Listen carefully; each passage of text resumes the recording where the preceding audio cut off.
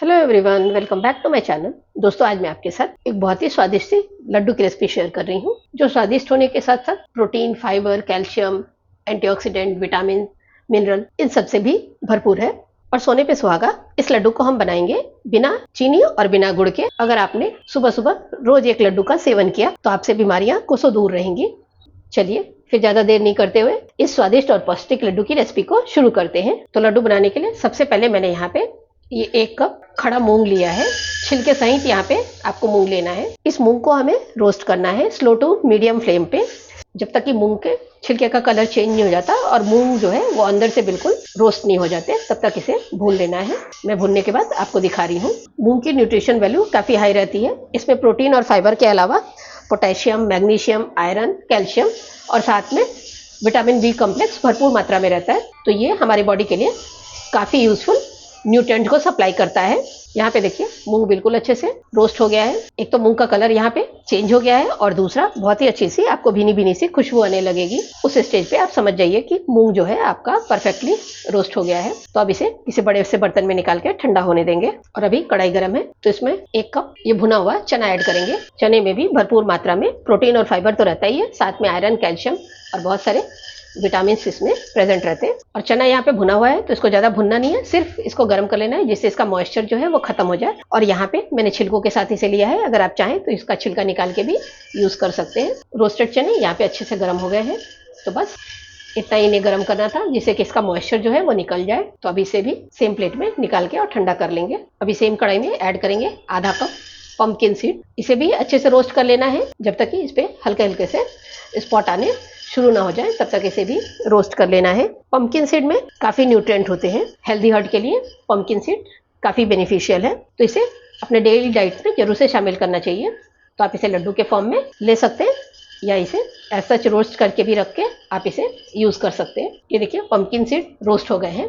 इसमें से चटकने की आवाज आने लगी है, तो अभी गैस को ऑफ कर देंगे और इसे भी सेम प्लेट में निकाल लेंगे। अभी कढ़ाई गर्म है तो इसमें ऐड करेंगे आधा कप वाटरमेलन सीड, तरबूजे का बीज, जिसको कि मगज भी बोलते हैं। तो इसे भी तब तक रोस्ट करना है जब तक कि हल्का सा चटकने ना लगे या इसका कलर हल्का सा ब्राउन ना हो जाए। यहाँ पे देखिए वाटरमेलन सीड जो है वो रोस्ट हो गए हैं। तो अब इसे भी सेम प्लेट में निकाल लेंगे। और अब इसमें मैं ऐड कर रही हूँ सनफ्लावर सीड। ये भी यहाँ पे आधा कप मैंने लिया है। इसे भी रोस्ट कर लेना है जब तक कि चटकने की आवाज नहीं आए या इसका कलर हल्का सा चेंज ना हो जाए। सनफ्लावर सीड्स जो है ये भी काफी न्यूट्रिशियस रहते हैं, जो कि हमारे बॉडी के बहुत सारे फंक्शन को रेगुलेट करते हैं। तो इसको भी डेली डाइट में जरूर शामिल करना चाहिए। ये देखिए सनफ्लावर सीड यहाँ पे रोस्ट हो गए हैं। इनका कलर जो है वो हल्का सा चेंज हो गया है। तो अब इसे भी सेम प्लेट में निकाल लेंगे। और ये सारे सीड्स को मैं बिल्कुल स्लो फ्लेम पे रोस्ट कर रही हूँ। और अब इसमें मैं ऐड कर रही हूँ सफेद वाला तिल या अनपॉलिश तिल है। आप इसकी जगह व्हाइट या ब्लैक वाला तिल भी ले सकते हैं और इसे भी चटकने तक भून लेना है। तिल आपके शरीर के लिए बहुत ही आवश्यक है। इसमें प्रोटीन और फाइबर के अलावा कैल्शियम, आयरन, मैग्नीज इस टाइप के मिनरल प्रेजेंट रहते हैं, जो कि हमारी बॉडी को न्यूट्रिशन प्रदान करने के अलावा हेल्दी भी रखते हैं। ये हमारे इम्यूनिटी सिस्टम को बूस्ट करता है। तिल भी यहाँ पे भुन गए हैं। इसमें से चटकने की आवाज आनी शुरू हो गई है। तो अब इसे भी सेम प्लेट में निकाल लेंगे। और अब इसमें मैं ऐड कर रही हूँ 1 कप डेसिकेटेड कोकोनट। कोकोनट को ज्यादा यहाँ पे भूनना नहीं है, सिर्फ इनका कलर हल्का सा चेंज होना शुरू है, बस उतना ही इनको भून के और निकाल लेना है। कोकोनट्स के भी काफी हेल्थ बेनिफिट है, बोन के लिए काफी बेनिफिशियल रहता है। ये हमारे बोन को हेल्दी बनाते हैं। यहाँ पे मैंने ये डेसिकेटेड कोकोनट लिया है। इसकी जगह आप जो नारियल का गोला रहता है उसको भी घिस के यहाँ पे यूज कर सकते हैं। यहाँ पे हमारा कोकोनट रोस्ट हो गया है। ये हल्का हल्का सा कलर चेंज करना शुरू कर दिया है। तो गैस को ऑफ कर देंगे और इसे दूसरे प्लेट में निकालेंगे, क्योंकि इसे हमें ज्यादा ग्राइंड नहीं करना है। और अब इसमें मैं ऐड कर रही हूँ 250 ग्राम छुहारे। छुहारे को भी क्रिस्पी होने तक भून लेना है, जिससे ये अच्छे से ग्राइंड हो जाए। छुहारे में भी भरपूर मात्रा में एंटीऑक्सीडेंट प्रेजेंट होता है। इसके साथ ही इसमें कैल्शियम, आयरन जैसे मिनरल्स प्रेजेंट होते हैं। तो इसे भी डेली अपने डाइट में जगह देना चाहिए। यहाँ पे खजूर भी रोस्ट हो गए हैं। तो अब इसे भी सेम प्लेट में निकाल लेंगे, जिसमें हमने मूंग और बाकी चीजों को रोस्ट करके रखा है। और अब मैं यहाँ पे 1 कप आटा ऐड कर रही हूँ और इसको गुलाबी होने तक भून लेना है। आटा जो है वो बाइंडिंग एजेंट की तरह काम करेगा, क्योंकि बाकी जो चीजें हैं वो ग्राइंड करने के बाद रूखी हो जाती हैं थोड़ी सी। और इसे बिना घी के ऐसे ही सूखा भुनना है और इसे भुनने के बाद अलग से प्लेट में रखना है। ये देखिए आटा यहाँ पे गुलाबी होना शुरू हो गया है। तो बस इसी स्टेज पे गैस को ऑफ कर देंगे और जितना कढ़ाई गर्म है उसमें थोड़ा से आटा को और भून लेंगे। तो बस आटा भुन गया है। इसे निकाल लेंगे। इसके बाद मैंने यहाँ पे 50 ग्राम गोंद लिया है। इस गोंद को हमें फ्राई करना है, तो थोड़ा थोड़ा घी ऐड करके इस गोंद को फ्राई कर लेंगे। यहाँ पे घी को अच्छे से गर्म कर लेंगे और जब घी अच्छे से गर्म हो जाए तो इसमें थोड़ा थोड़ा करके इस गोंद को फ्राई करके और निकाल लेना है। ये देखिए, घी जब अच्छे से गर्म होगा तो इस तरह से गोंद फूल फूल के और बिल्कुल बड़े से हो जाएंगे। और इनको फ्राई करने के बाद हल्का सा इनका कलर गोल्डन होने तक इनको फ्राई कर लीजिएगा, जिससे वो बिल्कुल अच्छे से क्रिस्प हो जाएंगे। तो अभी इस गोंद को निकाल लेंगे। सारे गोंद को मैंने इस तरह से फ्राई करके निकाल लिया है।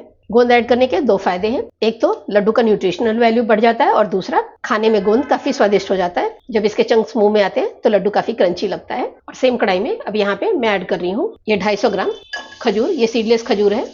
इसको ऐड करने से एक तो लड्डू में बाइंडिंग आएगी और दूसरा जो लड्डू में हम मिठास ऐड करने वाले हैं वो इसी खजूर के थ्रू ऐड करेंगे। यहाँ पे हम न तो कोई गुड़ न तो चीनी कुछ ऐड नहीं करेंगे, सिर्फ ये खजूर के मिठास से ही हमारा लड्डू जो है वो मीठा हो जाएगा।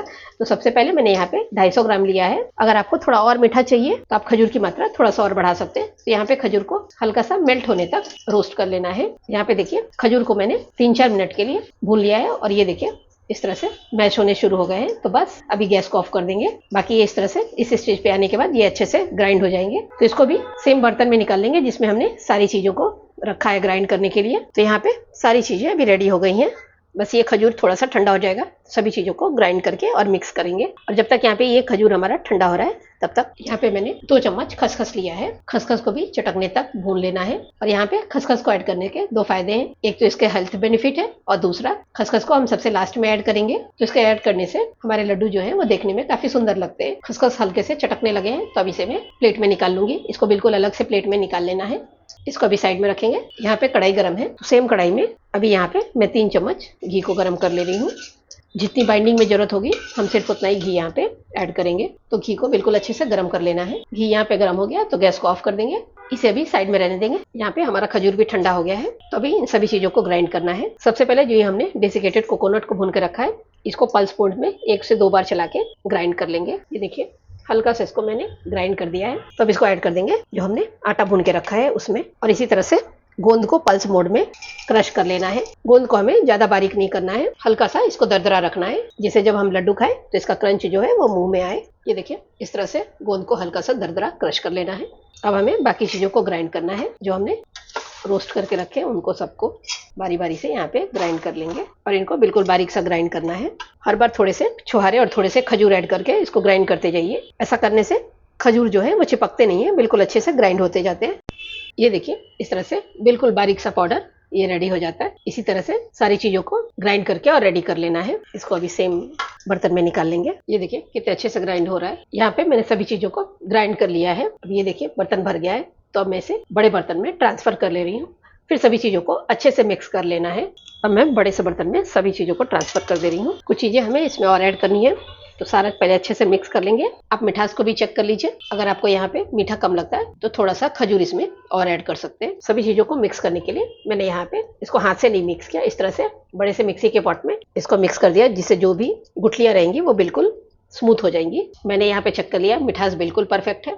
और ये देखिए, इसकी बाइंडिंग भी ऑलमोस्ट परफेक्ट है। बस 2 या 3 चम्मच इसमें घी और डालना पड़ेगा बाइंडिंग के लिए। अगर यहाँ पे आप घी नहीं डालना चाहते तो आप थोड़े से खजूर को और ग्राइंड करके इसमें मिक्स कर दीजिए, तो आपकी बाइंडिंग परफेक्ट हो जाएगी। तो इस स्टेज पे इसमें ऐड कर देंगे आधा चम्मच सोट पाउडर और साथ में टेस्ट के लिए ऐड कर देंगे आधा चम्मच इलायची का पाउडर। उसी के साथ जो हमने खसखस को भून के रखा था वो भी यहाँ पे ऐड कर देंगे लास्ट में। पहले मैं इसमें 3 छोटा चम्मच घी ऐड कर रही हूँ और बाइंडिंग चेक कर लेंगे। वैसे इतना घी जो है वो परफेक्ट है। इस तरह से आपको मिक्स कर लेना है। अब बहुत ही अच्छी सी खुशबू आ रही है इस लड्डू से। आप एक बार जरूर ट्राई करिएगा और अपना फीडबैक जो है वो कमेंट के द्वारा शेयर करिएगा। ये देखिए, मिक्सचर में परफेक्ट बाइंडिंग आ गई है। 1 चम्मच मैंने घी और ऐड किया था, तो टोटल इस चम्मच से 4 चम्मच घी मैंने यहाँ पे ऐड किया है। और अब इस तरह से प्रेस करके लड्डुओं को बांध लेना है। अब दोनों हाथ से भी लड्डू बांध सकते हैं। मैं यहाँ पे एक हाथ से इसको बांध के रेडी कर रही हूँ। बाइंडिंग बिल्कुल अच्छी सी आ गई है और लड्डू इस तरह से बहुत ही अच्छे से बन रहा है। आपको जिस साइज का लड्डू बनाना है उस साइज का आप यहाँ पे लड्डू बना के और रेडी कर लीजिए। ये लड्डू बच्चे तथा बड़ों सभी के लिए बहुत ही फायदेमंद है। इसमें हमने घी की मात्रा बहुत कम रखी है और दूसरा